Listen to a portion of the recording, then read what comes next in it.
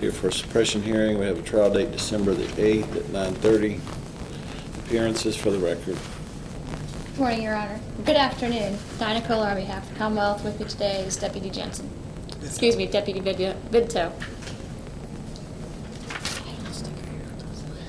Good afternoon, Judge. Brennan McLeod on behalf of Mr. Goldsmith. Judge Jim Earhart on behalf of Mark Underwood, and Mr. Underwood is also present, seated to my right. Okay. If challenge the search, you ready to proceed in the hearing? Yes, Judge. All your witnesses? Commonwealth would call Deputy Vidto. One up, sir.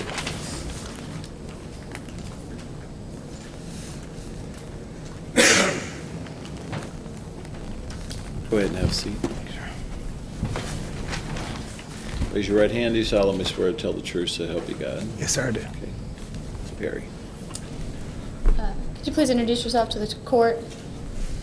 Deputy Ronnie Vidito, Jefferson County Sheriff's Office, How long have you been employed by the Jefferson County Sheriff's Office? for 4 years. And can you describe what your duties are? I'm in a criminal unit. I'm responsible for the service of emergency protective orders and out-of-county warrants and Jefferson County domestic violence bench warrants. Do you also serve arrest warrants? Yes, ma'am, I do.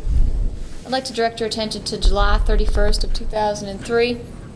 On that date, did you have an arrest warrant for an individual?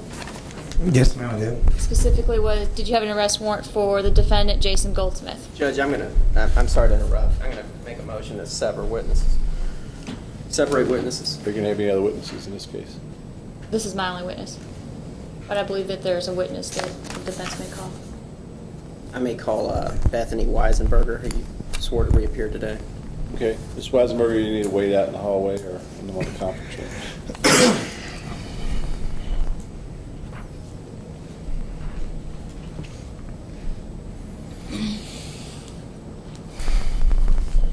Your warrant was for whom?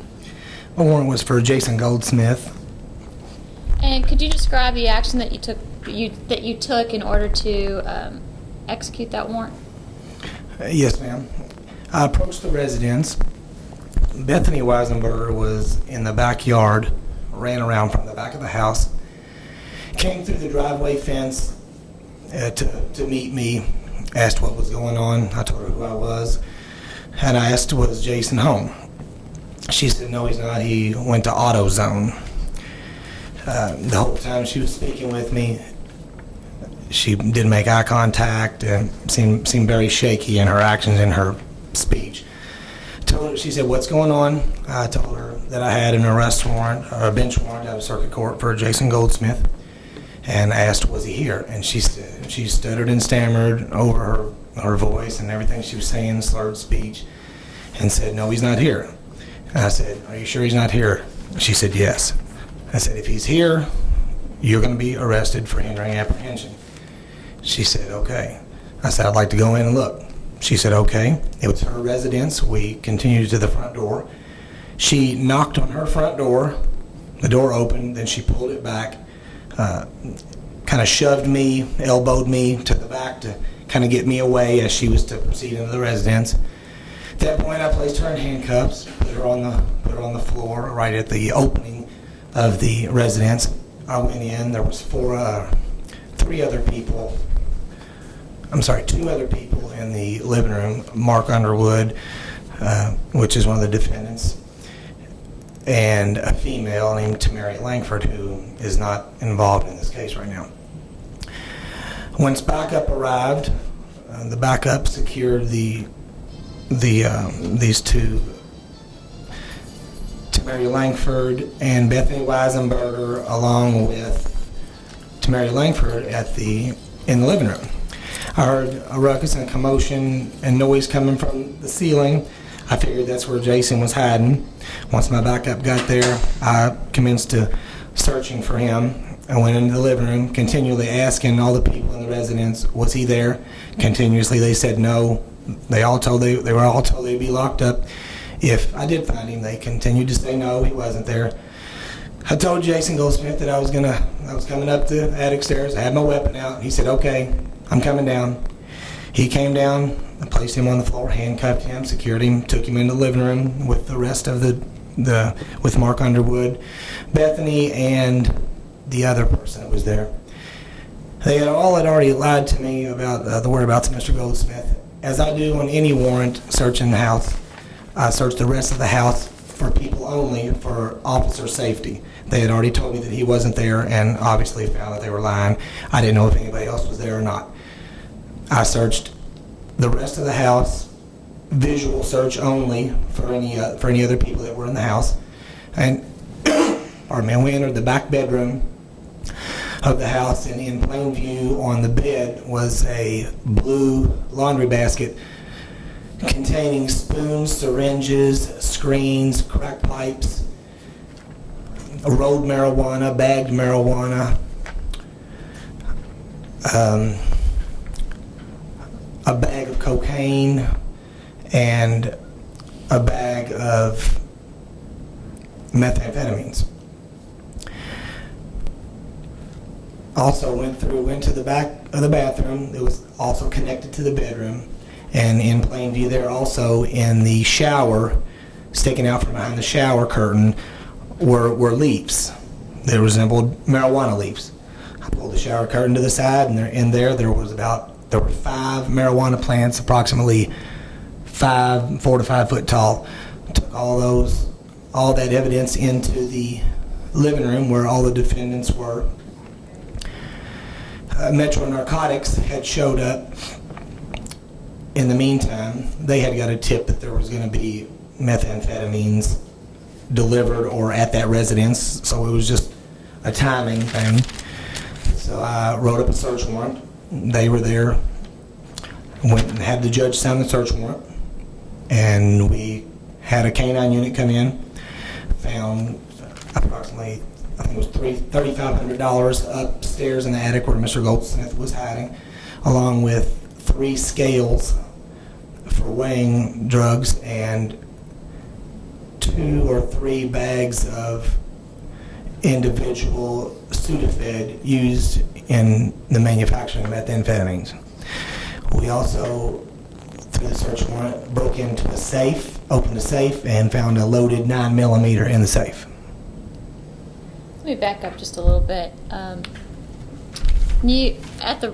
Was this residence also the residence of the defendant, Jason Goldsmith?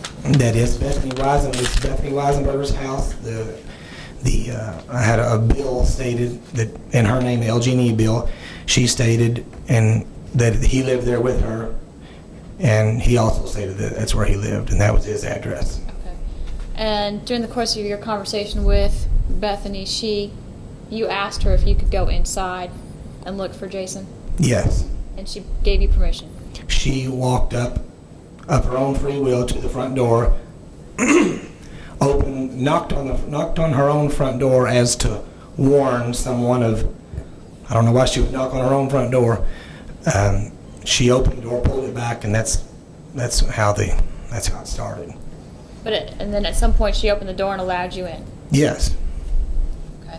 And when you entered, there were 2 other individuals in the living room? Other than Bethany Weisenberger was Tamaria Langford and Mr. Underwood. And then, I'm sorry, I couldn't hear you because of the cell phone. What happened once you entered the living room? Well, I secured Bethany Weisenberger, placed her under arrest for assault on me, and had her sit down in the living room. And I didn't proceed anywhere else until I had a backup there to search the rest of the house. Checked for warrants on the other subject, Mr. Underwood and Miss Langford, who's not here. And I don't think Mr. Underwood had any warrants on him, but the other subject did. Okay. And were they also placed in cuffs? Yes. Yes, once I had backup there and had enough handcuffs. And why did you do that? For my safety. Is that part of just securing the premises? Anytime I search a house for a subject on a warrant, I find out that people are lying to me. Once that's confirmed, I do place them under arrest for hindering apprehension for mine and their safety. They are placed secured in handcuffs. And also until I found out what else was going on, that was for my safety. Thank you. I have no further questions. McLeod? Officer, you had no direct knowledge that Jason Goldsmith was in that house At what point? when you approached the house initially. When I approached the house initially, I had no direct knowledge for sure that he was in there other than Bethany's actions and her demeanor, the way she was acting.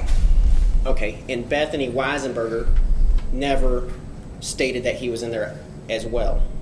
At that point, she did not. So you didn't know he was in there when you approached, and then you talked to Bethany, and on the basis of her reactions to you, on the way that she appeared, you came to the conclusion that that Jason Goldsmith was in the house? I figured that he probably was, Okay, and at that point, you were going to go inside that house and arrest him. only with her permission. Okay, now, that brings up the point, you seem to vacillate somewhat, and I'm going to ask you, she never told you, okay, come in. Is that correct? That is correct. Okay. In fact, on November 13th of 2003, we had a hearing. Do you remember that? Yes, sir. And on that date, you testified. And do you remember what you stated happened at that point? I don't recall what happened then. That was over a year and a half ago. Right after you testified to the same facts that Bethany was acting, changing her story, or her voice was quavering, you stated, come on, let's go inside. I told her that I wanted to go inside and look. Let's go. She said, okay. Okay, so you directed her to go inside. I asked her, I said, I'd like to go inside and look. She said, okay. Okay, in fact, you said, and I can give you this if it would help you, but it says, so I said, let's go inside and look for him. And that was the statement that you made. Do you have any reason to disagree with you made that statement? I don't recall the exact words or why I said that. So she proceeded up to the door, Correct? and then it's your testimony that she knocked on the front door. She knocked on her own front door. Okay, now, when your testimony today, as well as the other hearings that we've had, she came around from the back of the house. Ran around. When she saw my vehicle pull into Laura Lynn Court, I saw her, or a subject, run behind the house, and then she ran back out and through the driveway gate to meet me on the driveway. Okay, but you never saw her exit out the front door. No, she was coming from around the back of the house. Okay, and she didn't say anything or yell into the house or anything. She walked up and she knocked on the front door as though it was locked. No, she knocked on the front door as to warn somebody. I wouldn't knock on my own front door. Okay, but when she knocked on the front door, someone answered. No. She knocked on her front door and opened it up, elbowed me, kind of shoved me from behind. We were in the doorway. I placed her in handcuffs, sat on the floor, and then you went in. well, we were inside at that point, right in the doorway. Now, when you first walked in, you state there's a Mark Underwood and a Tamaria Langford inside that room. Along with Bethany Weisenberger. Okay, who's now handcuffed and on the ground? For assaulting me, yes. Okay. And still at this point, there is no verbal affirmation or any type of consent given to you to come into that house. You made that decision when that door opened. Well, I didn't force my way in anywhere. I said, I want to go inside and look, and if I find him, you're going to be arrested for hindering apprehension. She said, okay, led me to her front door. Once we got to the front door, knocked on her own front door, opened it probably 8 or 10 inches, and as I said before, then she elbowed me or shoved me from behind. I don't exactly recall how she did that. And at that point, we're in her front door. To be clear, though, at that point, even if the door, however far open it was, you didn't see anything inside of there, a weapon, any type of crime going on? No, other than her saying okay and walking to her own front door. After you directed her to go, that you're going to go search the house? No, I didn't direct her. I was going to search the house. I said I'd like to go look. I think he's in there, as I stated before. And if he's found in here, you're going to be arrested for hindering apprehension. I'd like to go inside and look. She said okay. But more specifically, you said, I said, let's go inside and look for her. And she said okay.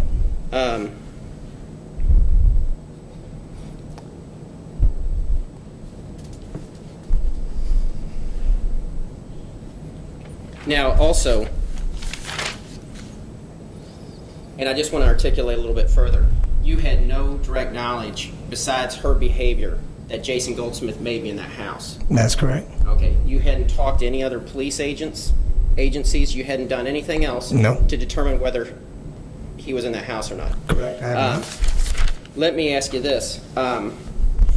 What was the warrant that you were serving on Mr. Goldsmith? It was a circuit court contempt of court warrant for, I think, $5,000 bond. It doesn't show the facts of any case, original charge, or anything. All it does show is that he's held in contempt of court for something that he did not do, or that he was directed to do by a circuit court judge. Okay. Now that's what you testified to as well. I understand you didn't know what the substance of that warrant was, but you testified to that on November 13th that you were there to execute that warrant. That's the contempt of court warrant. Yes. Yes, sir. Now, do you remember testifying in front of the grand jury? Yes. Okay. Do you remember stating also at that point that you were also serving a bench warrant that related to a violation of emergency protective order that was also outstanding regarding Mr. Goldsmith? No, I don't recall that. Okay. You don't remember in the grand jury that you stated you had two warrants, one for a contempt of court and one as a violation of emergency protective order? That's not correct. I had one warrant only. I don't remember I don't know why I would have said I had two warrants. I only had one, the contempt of court warrant out of circuit court. I don't recall that I told them I had a VPO warrant. You're not denying it, you just don't remember it. I don't recall that at all. I don't know why I would have said that, because I clearly know I was on there. I was there for one warrant. I knew how many times it had been attempted before I had got there. First time, there was no answer. I remember this said on the cover sheet of the warrant. The second time, not there, left card with Bethany Weisenberger, girlfriend will call or something. I remember which deputy was there both times, and I was there the third time. I had only one warrant with me, and I don't recall why there would have been said that there was two.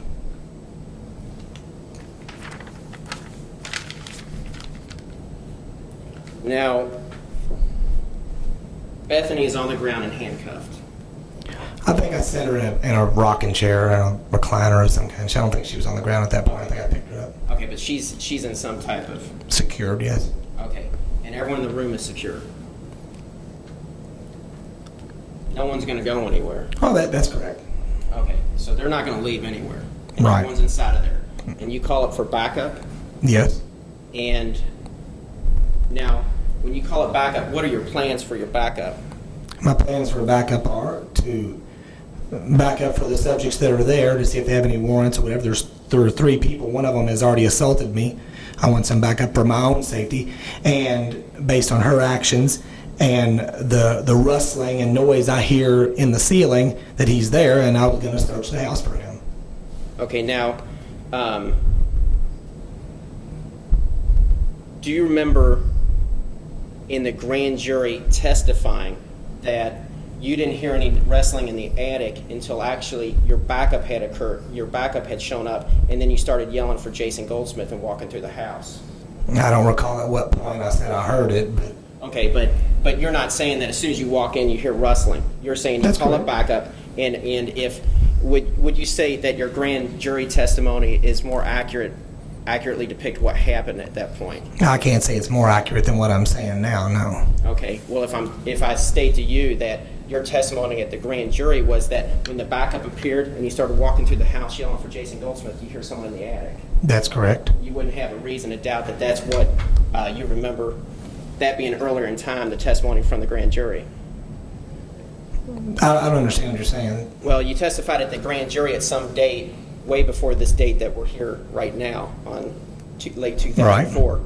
Your memory would have been more fresh at a grand jury proceeding when you're stating what would happen just by way of the fact that this is further away in time than the locus of those events. I would say that. As you can see, I don't have anything here in front of me, and I know almost every fact of the case. Okay.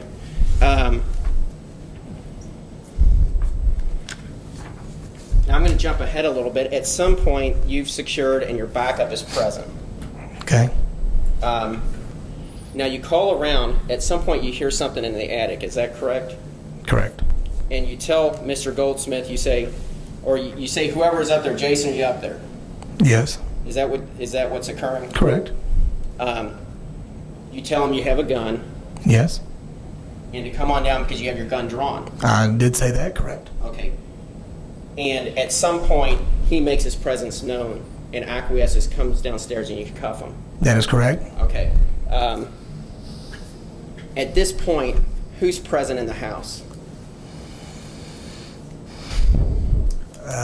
Tamaria Langford, who's not here, Mark Underwood, Bethany Weisenberger, Mr. Goldsmith, myself, a Hurstbourne Acres policeman that was just standing in the doorway watching them while I was looking for Mr. Goldsmith.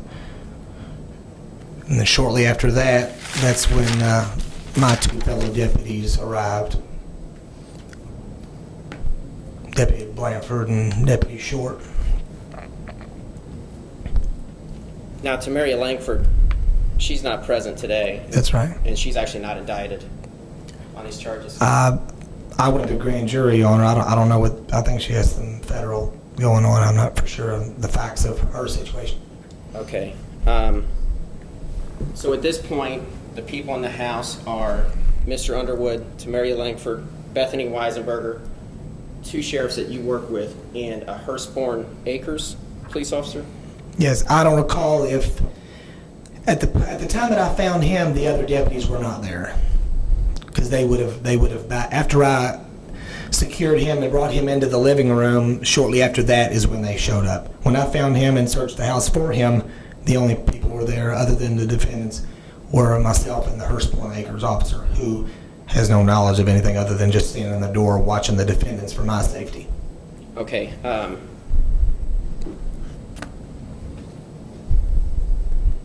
Now, in the grand jury,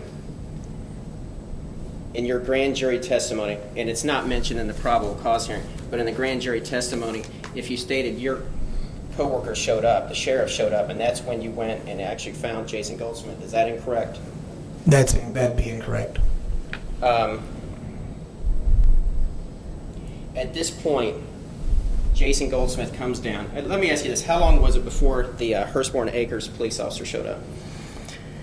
I don't know, probably 5 minutes, 3 to 5 minutes, Okay. I would think, a couple minutes. And how much longer before the fellow sheriffs showed up? Given an estimate, I would say maybe time lapse from the Hurstbourne Acres officer being there, or from the time that I secured him? Which are you asking? Both. Just a timeline of when these people were alerted, as well as when they showed up at the scene.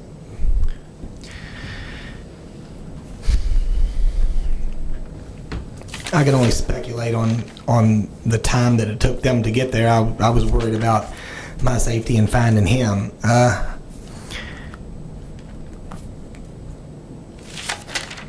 Probably after I secured Mr. Goldsmith, probably a minute or two after that is when my fellow deputies showed up.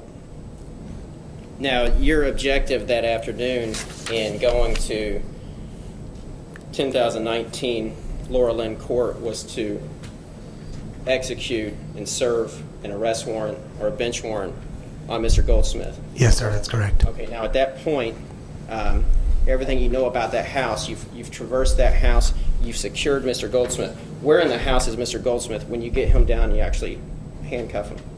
On the kitchen floor. On the kitchen floor. Now, where is that in relationship to the room that is joined by the front door? The kitchen is parallel with the living room where the front door is, and it is on the east side of the house, and the bedroom is on the west side. Okay. And where did the attic steps exit? Where did you got him secured in the kitchen? Where did the attic steps actually come down? The attic steps were even about 5 feet more east Okay. of the kitchen. Okay, so it's further away from the west side of the house. than where you had East is secured? farther than west, yes. Okay. And from the time you entered that house to the time you effected that arrest, you'd never seen Jason go on that side of the west side of the house or anywhere inside that house other than come down from the attic? No, I did not. Okay. In fact, the only areas that would be in control of Jason Goldsmith at that point would have been the kitchen or the attic, as he was where the attic or where you secured him in the kitchen.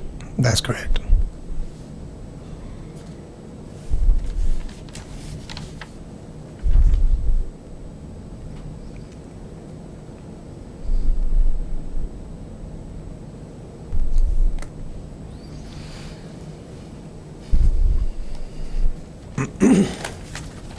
Now, in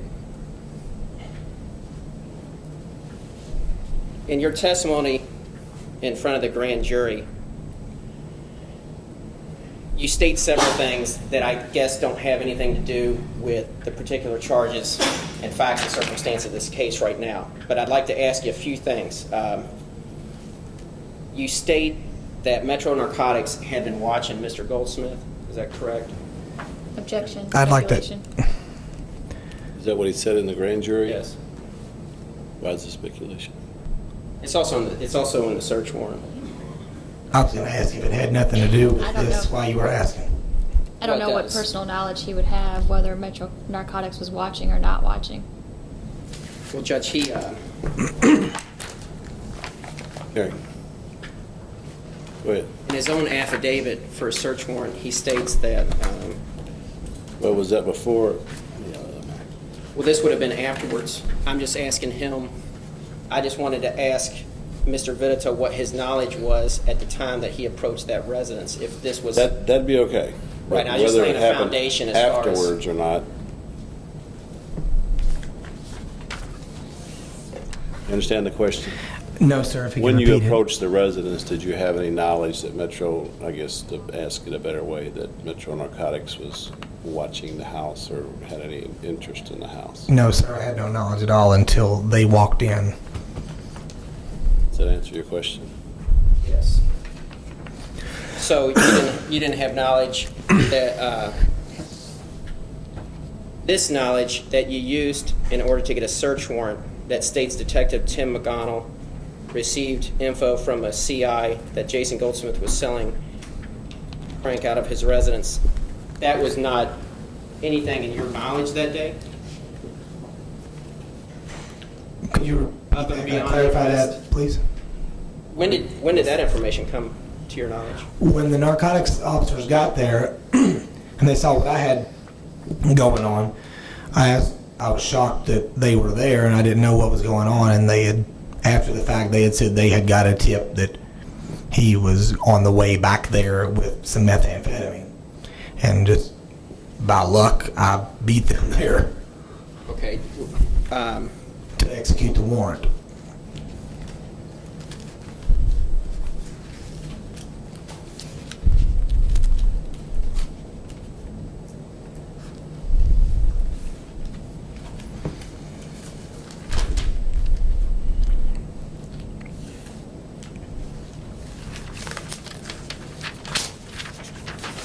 When Mr. Goldsmith comes down the steps from the attic and then he's secured on the kitchen floor, is that when you went through the rest of the house? No, I had him at gunpoint, secure, and told him to get down on his stomach with his arms out, put my weapon up, handcuffed him for my safety, and also because he had a warrant for his arrest.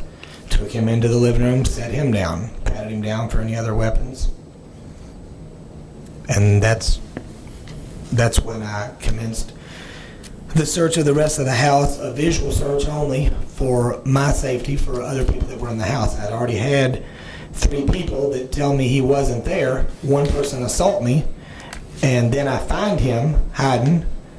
And so, as with every residence that I search for a person only, I secure every room by a visual search.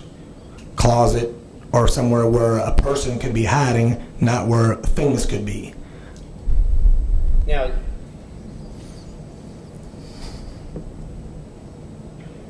You state that at this point you had been assaulted. Now, the assault is an incident that arose from Bethany Weisenberger. That's correct. Explain what that assault is, because Objection, Judge. How is this relevant to Mr. Goldsmith? Well, I'd like to hear exactly how it happened myself, so. How it relates? Or, I just want to know You what the wanna assault know? is. well, we walked up to the house under no coercion other than the fact that she was going to be arrested if I found him, and that's a fact in statute. We walked up to the front of the house. She knocked on her own door, then opened it, and then elbowed me with her left side. Elbowed me or shoved me with the left side of her back, causing me to fall back a little bit. Then I got her under control and secured her and put her on the ground. So at that point, she was arrested She was arrested at that point. on an assault as well as anything else that might come of that. Well, at that point, she was just for assault. I didn't know what else was going to come about.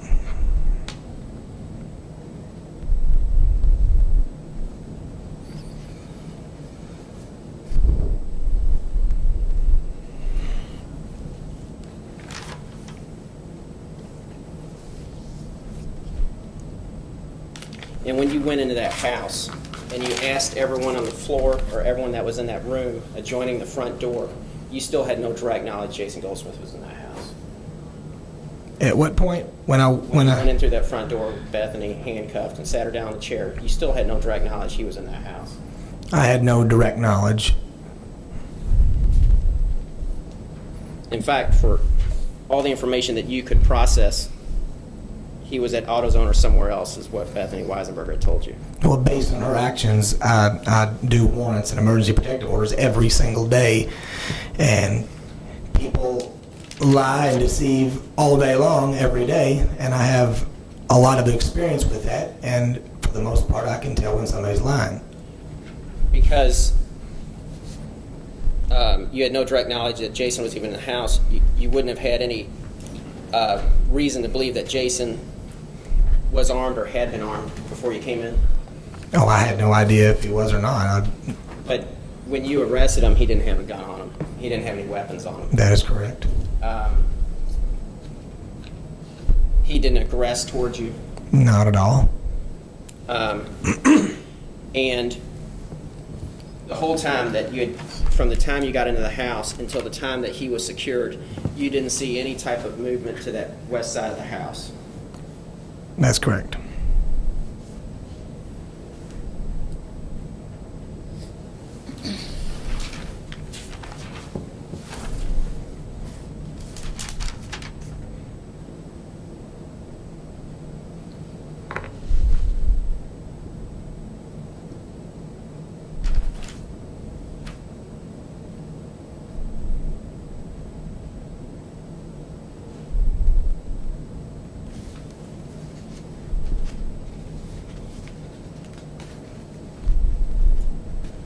And at that point, when he was arrested, you had completed the object of what your goal was for that day, which was to serve an arrest warrant on Mr. Goldsmith and take him down to jail.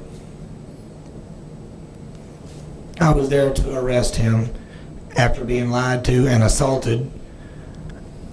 I did, and being told by 3 different people that he was not there, then found him. I didn't know if anybody else was there or not. I searched every residence for other people that could harm myself or my partners every single time.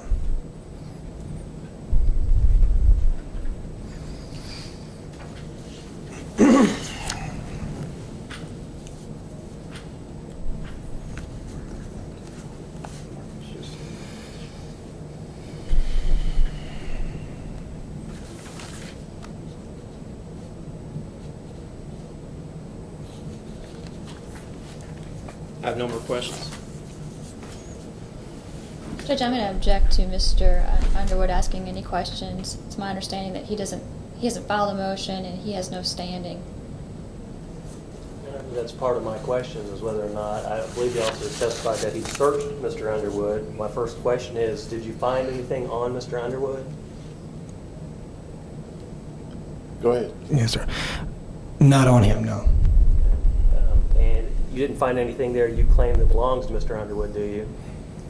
That belongs to him? Yes, sir. I don't know what he owns or what doesn't, no. I have no further questions. Ms. Perry? Did the arrest warrant that you were executing have an address on it? Yes, I did. Yes, I did. And was it the same address that you found Mr. Goldsmith at? That is correct. At any time, did Ms. Weisenberger give you a definitive answer in the negative as to whether you could or could not enter her home? She never told me that I could not. I never persuaded her physically, coerced her, or anything of that nature. So she never said no? That's correct. She never said no. She went to the front door and opened it at her own free will. Thank you. I have no further questions. Anything else? No more questions. Okay. You can step down, sir. Yes, sir. Your Honor, that's the proof for the Commonwealth. Witnesses for the defense.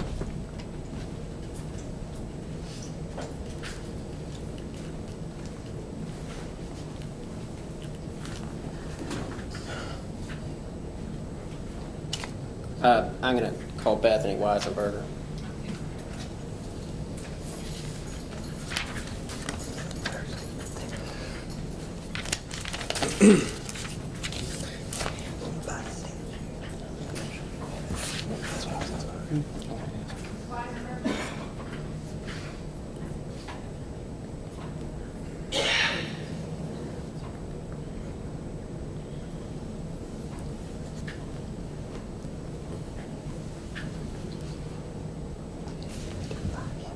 Come on up, man.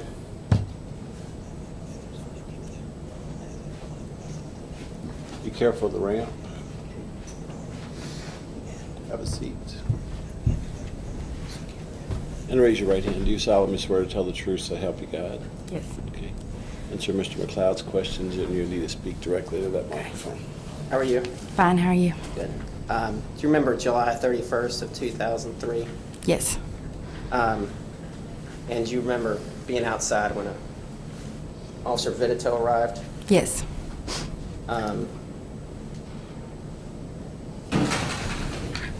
You never consented for him to come in and search the residence. No. In fact, he directed you. He was going to go in and search the residence and arrested you before you went in. Yes.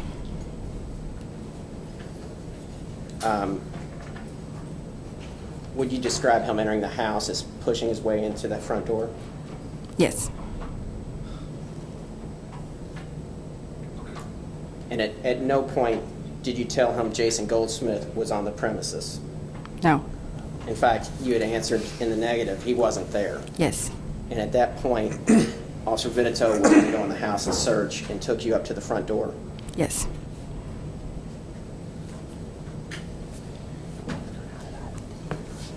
Now, the officer has testified that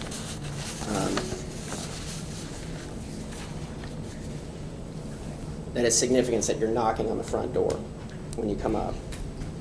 Yes, my front door was locked. And you had come out the back door. Yes. And then he directed you to the house to search because he was going to search it. You never gave him consent. Right. And when the door opened, he pushed his way in and arrested you as well. Yes.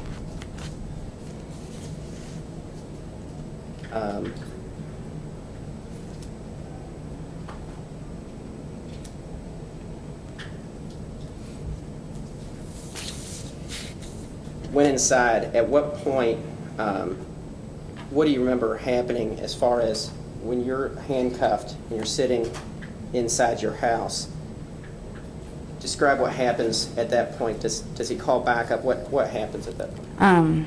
He asked, I think he asked Mark first, or I can't remember which one he asked first, but he asked Mark and Tammy both if Jason was in the house.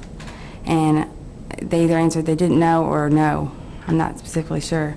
He put both of them under arrest. Well, I don't think Mark was under arrest yet, but Tammy was. And then Jason had come down from the attic, and then he had Jason under arrest. and then he went to search the rest of the house. And And there was still no consent to search anything? no, And consent was never given? no, Are you sure? I'm sure.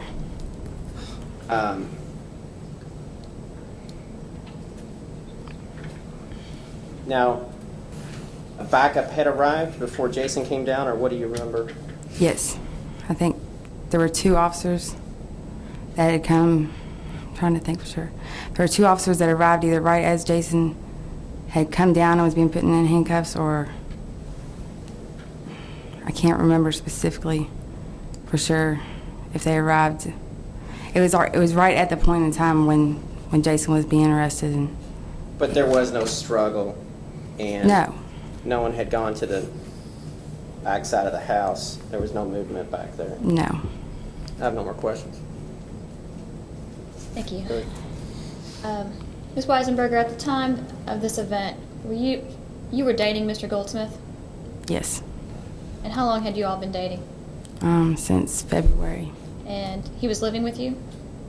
Yeah, at times. It was your house? Yes, Okay. And you saw the officer pull up into your yard? yes, Okay. And you knew that your house had drugs in it, is that correct?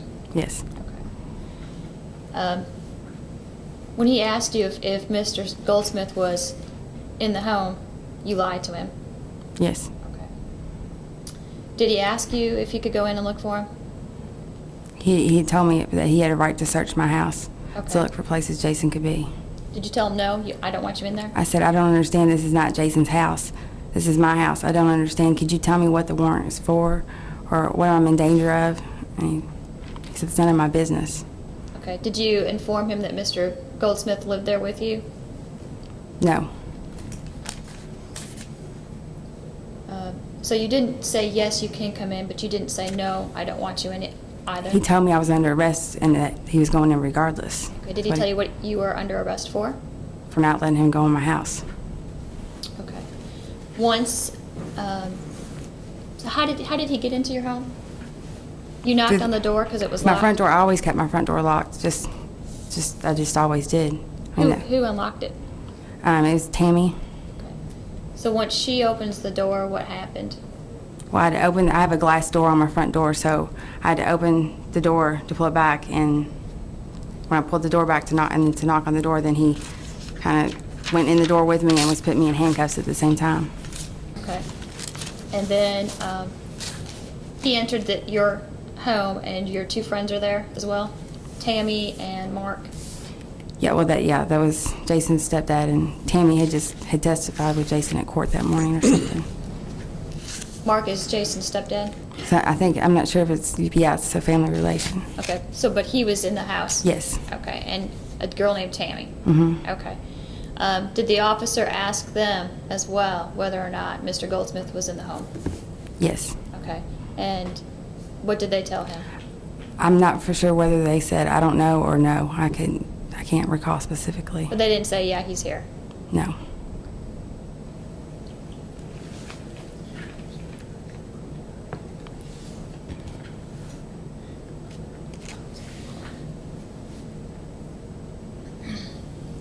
And the whole time you knew that Mr. Goldsmith was in the attic, is that correct? Yeah, he was supposed to go to AutoZone to get a part for the car, and like I say, we were getting stuff together for a yard sale, and I had gone out back, and I don't know specifically if he had left or not, but I wasn't sure if he was in there or not. Either he was up there doing that or he had gone to the store. I know Okay. that for sure, but I knew that he had been in my home. Let me ask you this. Earlier you were talking to me. Was his car there? There were vehicles there. Was Jason's car there? Jason had a lot of cars. I mean, he had more than one vehicle, so. You knew that he was in the home. You testified earlier that you lied when this officer Right. asked you. He asked me if he lived there, yes. Okay. And he also asked if he was in the home. Yes. And you knew that he was. I did not know specifically for sure at that moment that You he knew was he had there. been. I knew he had been, yes, that's what I Okay, just did you said. offer that information? No. Thank you. I have nothing further. Okay. Tell me exactly what happened, what the conversation was from the time that you came from around the house, saw the officer. I opened up the gate, and he said, "Do you know Jason Goldsmith?" And I said, "Yes." And he said, "Does Jason Goldsmith live here?" And I said, sometimes he stays here." And then he said, "Well, I have a warrant for his arrest. Is he here?" And I said, "No." And then he said, "Well, I need to come in and look for Jason Goldsmith." And I said, "I don't understand. This is not his home. This is my home. This is not his house." He said, "Well, I have a right to come in here and look for Jason." I said, "Am I in danger? Can you tell me what the warrant's for?" And he said, "That's none of your business." What'd you say, am I in danger? "Am I in danger? Can you tell me what the warrant is for?" I was upset. I was crying, probably hysterically by then, and just kind of confused. And he said, "It's none of your business." And I said, "I don't understand." He said, "I have a right to come in your home and look for places that Jason Goldsmith may be." He said, "I can't look in your panty drawers. I can't look for drugs. I can't look for anything. I can only look in places that Jason Goldsmith may be." And he said, "If you don't cooperate, I will put you under arrest right here." And I said, "I don't understand. This is my house. This is not Jason's house." And that's when, he said, "You're going to be put under arrest. We're going in to search." And he tried to kind of come through the gate, push me through the gate. And I said, "We'll go in the front door." And so we walked to the front door, and my front door was locked. So I had to knock on it. And then I opened up, and as I stepped into the house, he put me in handcuffs. Okay. Mr. McLeod? Now, no mistake about it, there was never consent given. No. The exact opposite. Right. Did you ever assault the officer? No, but from what I understand, that he thinks that I pushed him at the time when I was opening the door. Then he said I elbowed him, but in order to open the door, I have to do this to do this. So my elbow would have gone back, and So maybe you're opening the door like this and pushing forward as well? I'm going to knock. Yeah. So when I'm opening the glass door, my elbow's coming back, and he's standing right behind me. So my elbow could have easily probably nudged him, I guess. And he cuffs you at that point? Yes. And there's no doubt you're under arrest then? Right. But he had told you he could arrest you and search the house anyway before then? Right.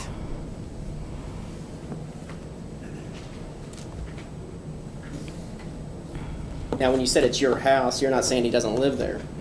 Right. I'm saying He has it's an expectation of privacy there as well. I mean, is that correct? right.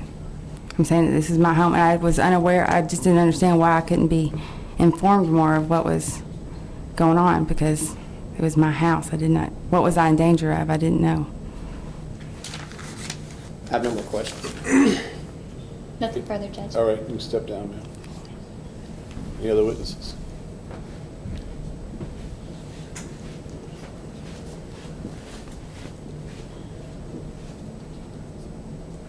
Judge, I'm going to call Mr. Goldsmith.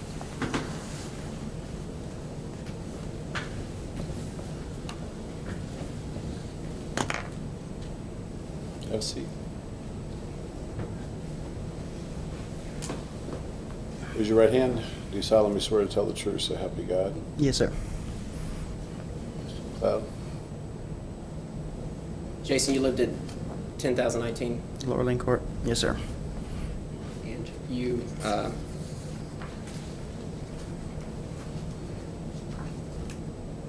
that's my only question, Judge. Mr. Perry, any questions? I have no questions. Step down. Thank you. Other witnesses? Judge, the defense has no more witnesses. Okay. You want to submit it, or you want to file something? I'd like to file, I'd like to, can we approach, Judge?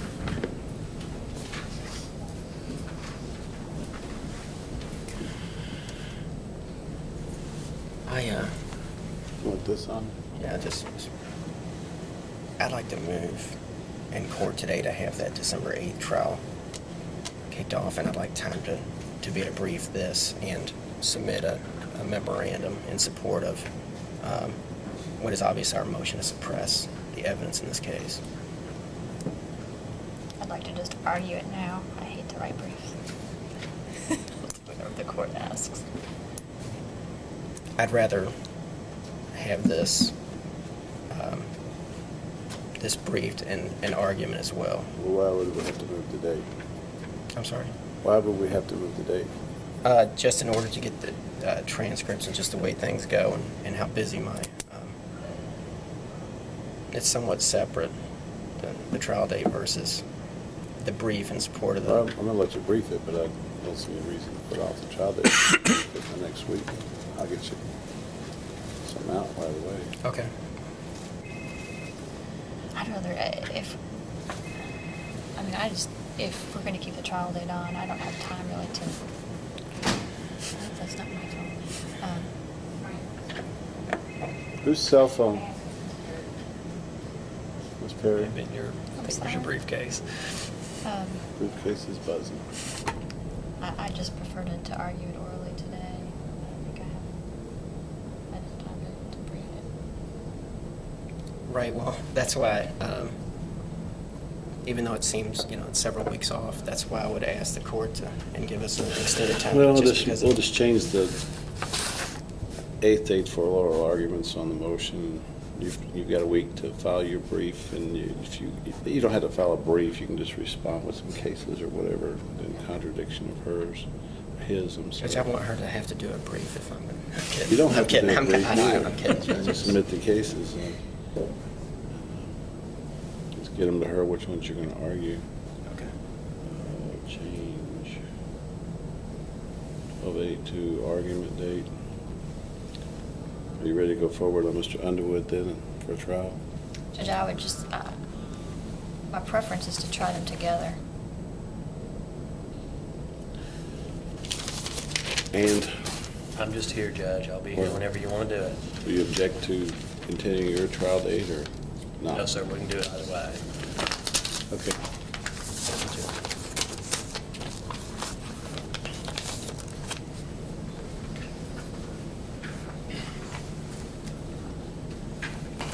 Okay. Change the December 8 trial date to oral argument date, and we'll set a new trial date if that time is necessary. And, that's it for that case. Thank you, Judge. Thank you, Judge. Thank you, Judge. Where'd Miss McMean go? Miss McMean, you have your Rocket Duck case also?